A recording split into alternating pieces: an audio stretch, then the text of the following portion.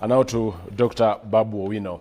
Just looking at the numbers, KRA in these last 4 months of this financial year, with a target of 1.1 trillion Kenya shillings that it's set to collect as revenue, the National Treasury has 700 billion at the same time to pay as debt. This actually being on the debt distress that we have as a country.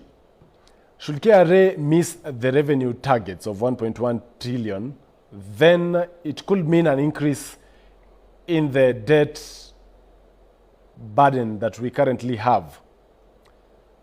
What's the way out of this problem? The issue of debt is a very serious issue. And number one, having a debt is not a problem to a nation, as was opined by an Italian-American economist who was known as Franco Modigliani. Franco Modigliani came up with a theory called the life cycle hypothesis, where he said that you can always borrow and save for the future.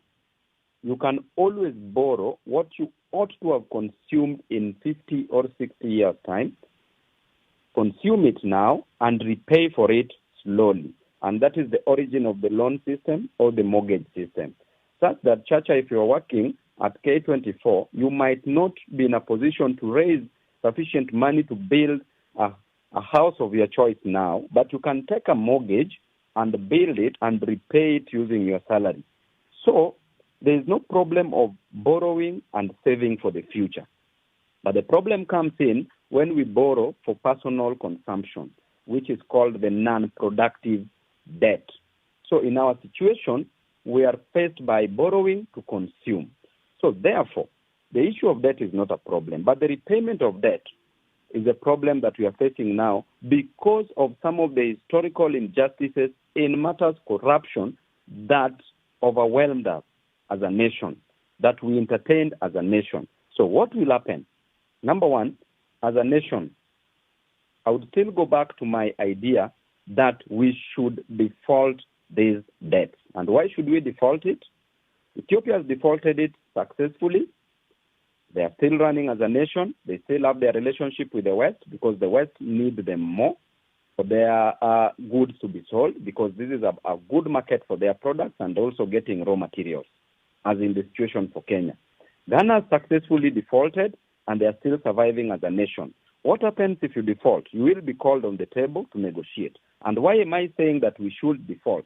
We should default because of one major thing, because of the ballooning debt crisis that we are facing. Remember, there is never a problem with domestic debt, because domestic debt we can repay and that money will still circulate in the system. But foreign debt is money meant to leave our nation, leave our economy, and be used. It is a leakage into other economies. So we are growing other economies more as opposed to our economy. So what will happen if we default? It is so simple. If we default, then it means that the foreign goods, the goods that we import, Kenya literally uses 80% of imported goods, from tissue paper to toothpick to food, to eggs. Now, what will happen to such a situation? The value of those goods will go high because of the ballooning debt effect. Once their values go higher, we will discourage the consumption of the foreign goods, of the imported goods.